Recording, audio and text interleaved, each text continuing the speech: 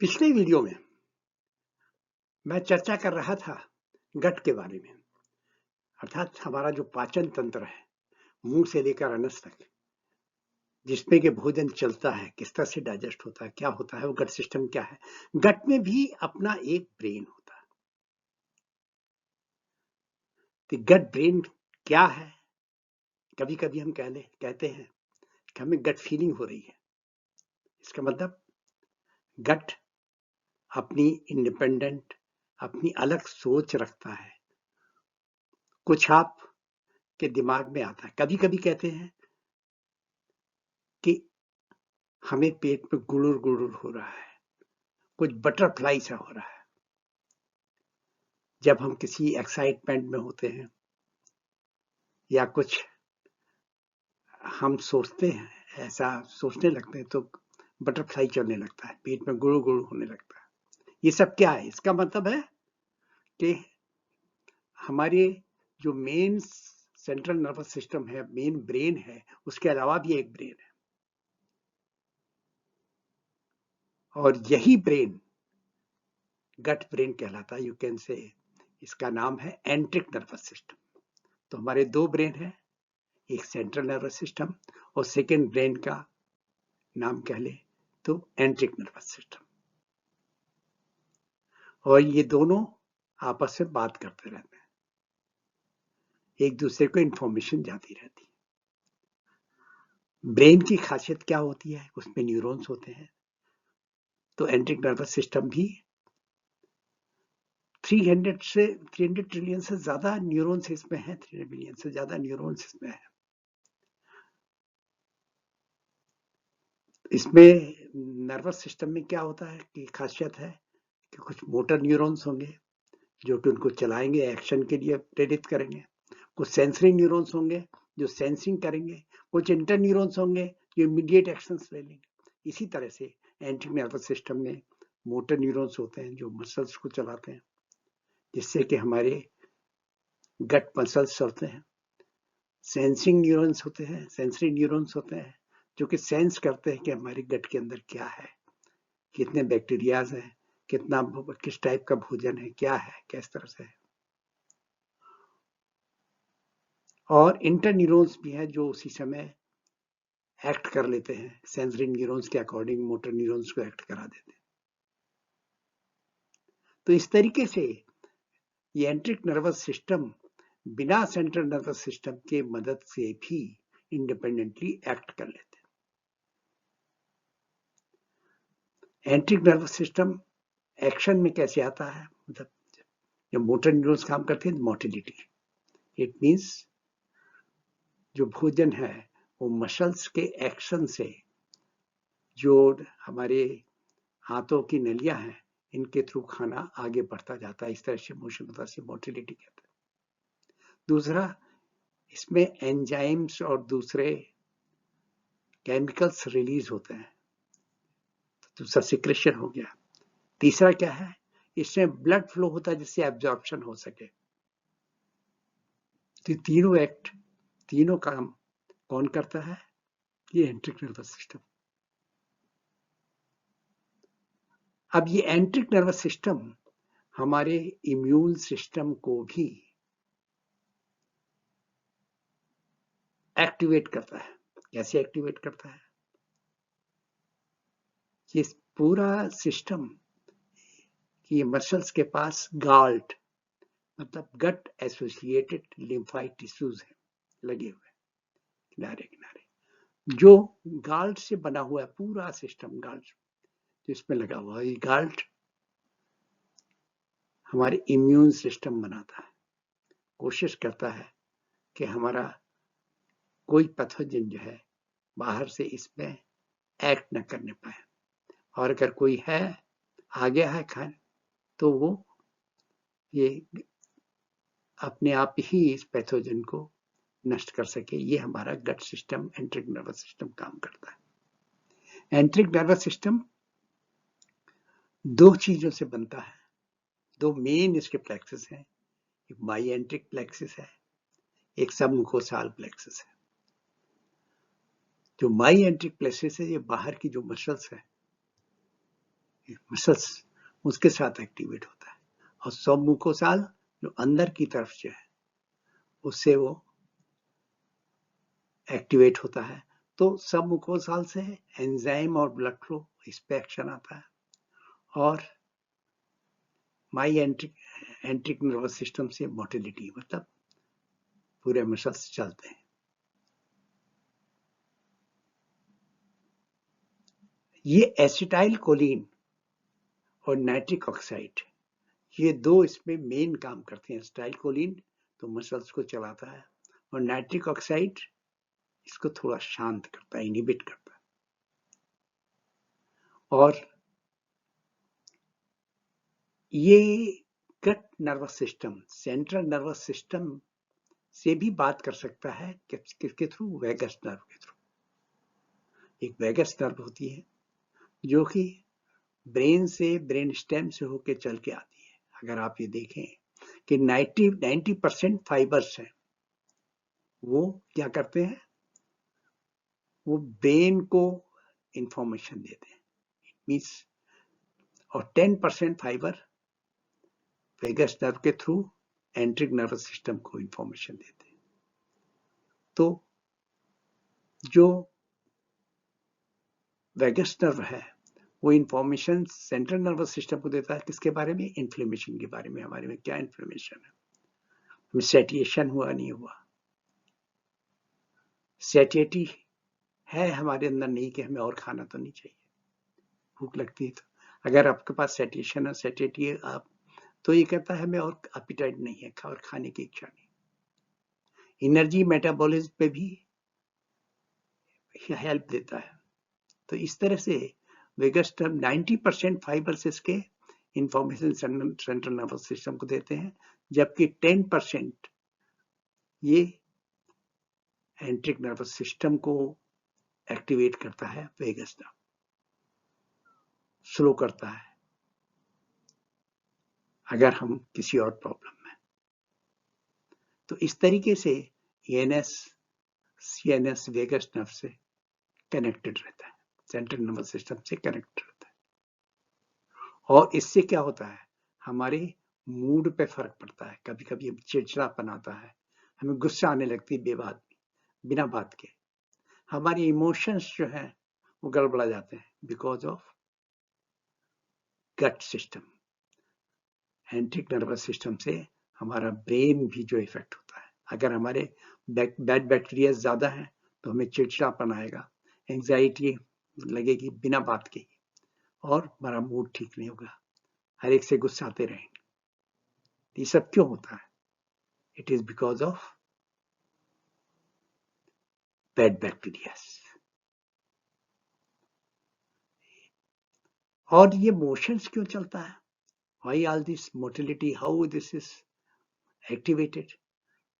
इसके लिए impulses are coming from neurons and pacemakers। जिस तरह से हार्ट में ऐसे नोट पे पेसमेकर लगा रहता है, एक्टिवेट करता है, उसी तरीके से हमारे गट सिस्टम में डिफरेंट जगह पेसमेकर्स होते हैं पूरे सिस्टम में, जो इसके मोशन देते हैं, जो एक्टिवेट करते हैं एंट्रिक नर्वस सिस्टम को। इम्पल्स मिलता है जिससे कि मोटिलिटी हो सके। वेगस नर्व ब्रेन स्टेम के थ्रू सेंट्रल नर्वस सिस्टम से मिलता है। तो ब्रेन स्टेम से क्या? एसिटाइल कोलिन न्यूरोट्रांसमीटर एक्टिवेट होता है, जिससे कि हार्ट, गट, इम्यून सिस्टम, इन सब पे कंट्रोल रखता है। अगर immune system that inhibits pro inflammatory cytokines, हमें मालूम है साइटोकिन्स कब रिलीज होते हैं? जब कोई पैथोजेनिक बैक्टीरिया, पैथोजेनिक वायरस कोई आ जाए जिससे हमें बीमार होने का डर हो, तो उसे बचाने के लिए साइटोकिन्स रिलीज हो जाते हैं, हमारा इम्यून सिस्टम रिलीज कर देता है। तो ये साइटोकिन्स अगर बहुत ज्यादा ना हो जाए, क्रॉनिक ना हो जाए, तो इसके लिए that immune system inhibits pro inflammatory cytokines.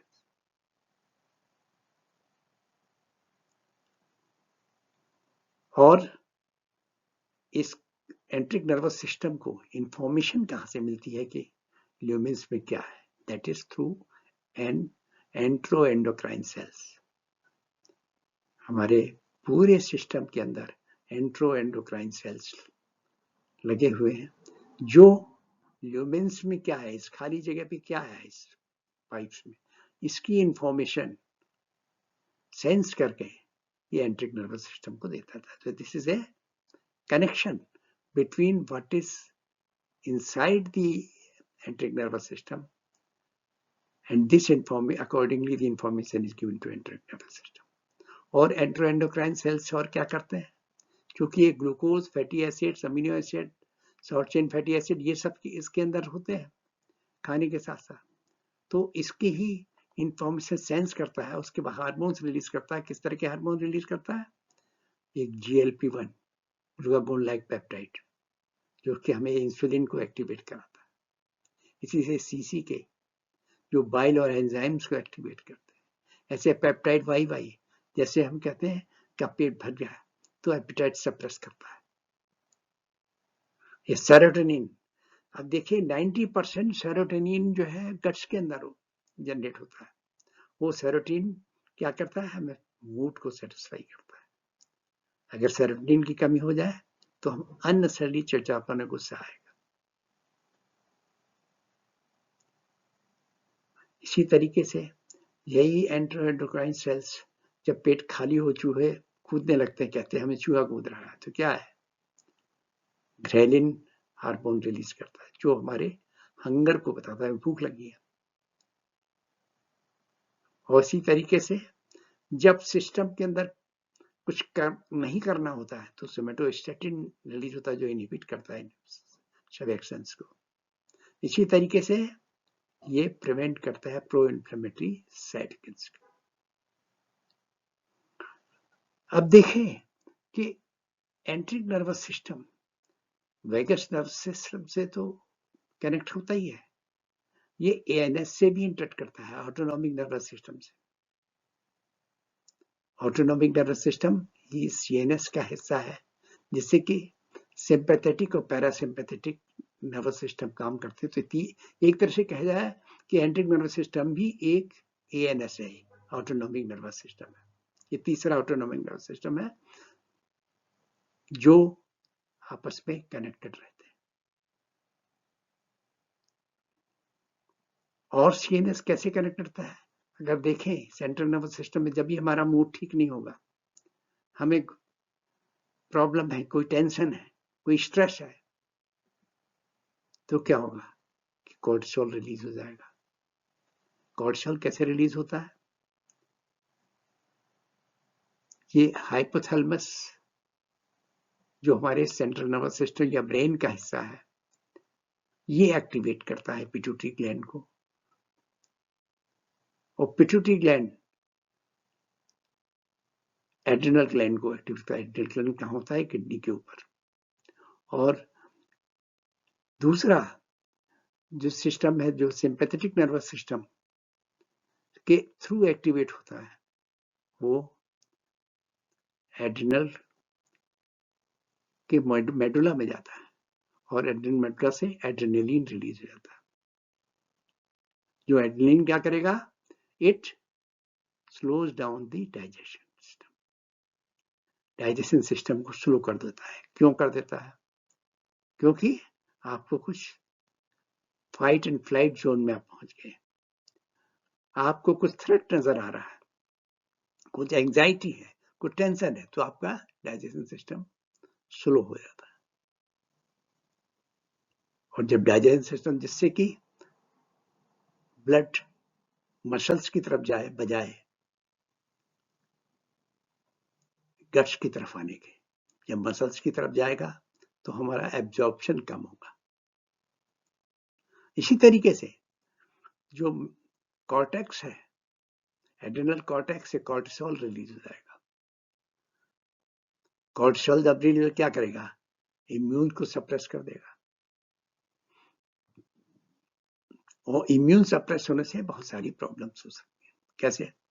से ये जितनी भी टिश्यूज हैं हमारे एंट्रिक नर्वस सिस्टम के, हमारे गट्स के, वो सेल्स एक दूसरे से बहुत सटे हुए बंधे रहते हैं, जिससे कि ये इसका खाने के अंदर, ये जिस नलियों में जो खाना और दूसरे केमिकल्स हैं, ये हमारे ब्लड की तरफ ना जाए, ब्लड बैरियर बना रहता है। तो गट बैरियर जो है वो लीक ना हो। लेकिन अगर ये कॉर्टिसोल रिलीज होगा तो क्या होगा, ये सेल्स के बीच में गैप आ सकता है, इससे गट लीकेज की प्रॉब्लम हो सकती है। गट लीकेज से क्या होगा, कुछ ना कुछ पैथोजेंस हो सकता है हमारे ब्लड में चले जाए और दूसरी डिसीजेस हो जाए, दूसरी बीमारियां हो जाए। तो हम समझ नहीं पाते, हम समझते हैं कि हमारी बीमारी स्किन में है, ये हमारे बाल झड़ रहे हैं, लेकिन हो सकता है ये हमारे बैड बैक्टीरियाज के कारण हुआ, जो कि हमारे गट में थे और गट लीकेज से लीक करके ये ब्लड में आ गए। तो इस तरीके से बैड बैक्टीरिया जो गट में होते हैं वो हमें दूसरी बीमारियां भी दे सकते हैं। अगर एंट्रोएंडोक्राइन सेल्स ये डिसरेगुलेशन हो जाए, इसमें इनका डिसरेगुलेशन हो जाए, मतलब बैलेंस प्रॉपर न रहे, प्रॉपर काम न करे, तो क्या होगा, हमें ओबेसिटी हो सकती है, डायबिटीज की प्रॉब्लम होती है, क्योंकि GLP-1 हमारे डायबिटीज को रोकता है, तो डायबिटीज की प्रॉब्लम हो सकती है। हमें गैस्ट्रो इंटेस्टिनल डिसऑर्डर्स हो सकते हैं, जैसे कि हेमोराइड्स बढ़ जाए, कहते हैं पाइल्स हो गया, या IBD, इंटेस्टिनल बाउल डिसीजेस हो जाए, इस तरह के बहुत सारे डिसीज हो सकते हैं। तो ये देखते हैं कि हमारे गट ब्रेन उतना ही इंपॉर्टेंट है जितना हमारा मेन ब्रेन इंपॉर्टेंट है। गट ब्रेन में की सबसे ज्यादा इंपॉर्टेंस गुड बैक्टीरिया यहाँ पर रहे, बैड बैक्टीरिया के कंपेरिजन में गुड बैक्टीरिया ज्यादा हो, और हमारा मूड शांत रहे। अगर मूड शांत नहीं रहेगा तो ये दोनों इंटरेक्ट करके हमारे गट सिस्टम को भी खराब कर देंगे, और अगर हम स्ट्रेस में होंगे तो कॉर्टिसोल रिलीज हो जाएगा, जिससे गट लीकेज आ जाएगा। जो प्रॉब्लम हमें दिखेगी स्किन पर या शरीर के दूसरे भागों में, वो एक्चुअली हो सकती गट से हो, लेकिन हम दवाइयां, मेडिसिन सरफेस पर लेते रहें, उस जगह की प्रॉब्लम को लेते रहें, और हमें पता ही ना लगे कि हम क्या बीमारी है। हमें डॉक्टर भी नहीं पहचान पाएंगे बीमारियों को, कि आपकी बीमारी एक गट से आ रही है या आपके स्किन से आ रही है, या बाल झड़ रहे हैं तो क्यों झड़ रहे हैं, आपकी प्रॉब्लम कहाँ पर। तो वास्तविक प्रॉब्लम पता लग सके, इसके पहले हम अपना ध्यान रखें कि हमारा गट ठीक रहे। और इसके लिए जैसा भी पता है कि गट एसोसिएटेड लिम्फाइड टिश्यूज से ये बने हुए हैं, जो कि पैथोजेंस को हमें बीमार करने से रोकते हैं। कि सारा इम्यून सिस्टम, 80% इम्यून सिस्टम हमारा गट की वजह से काम करता है। 80 to 90% इम्यून हमारे गट से एक्टिवेट होता है, और बाकी 10 to 20% बॉडी के दूसरे पार्ट से। तो इसलिए ध्यान रहे कि एंट्रिक नर्वस सिस्टम हमारा सही रहे, उसके लिए हम शांत रहें, तनाव ना हो, चिड़चिड़ापन ना आने दें, छोटी छोटी बातों पे गुस्सा ना हो, जिससे कि हमारा गट के बैक्टीरिया अच्छे रहें, और साथ में प्रीबायोटिक और प्रोबायोटिक्स हम प्रॉपरली लें। प्रीबायोटिक्स ही गुड बैक्टीरिया को का भोजन है, और प्रोबायोटिक्स इनके नंबर्स को बढ़ा देता है। तो इस तरह से हमने समझा कि गट ब्रेन कितना इंपॉर्टेंट है, और किस तरीके से हमारे सारी जीवन को अच्छा कर सकता है। और गट ब्रेन अगर प्रॉपरली काम न करे, अगर प्रॉपर ढंग से न हम उसे रख पाए, अच्छे बैक्टीरिया न रह पाए, तो किस तरह से एंट्रिक नर्वस सिस्टम हमारे ब्रेन सिस्टम को भी खराब कर सकता है, हमारा सारा कैरियर चौपट हो सकता है। साथियों, अगर आपको ये वीडियो अच्छा लगा हो तो आप इसे सब्सक्राइब अवश्य करें और लाइक का बटन दबाएं। धन्यवाद।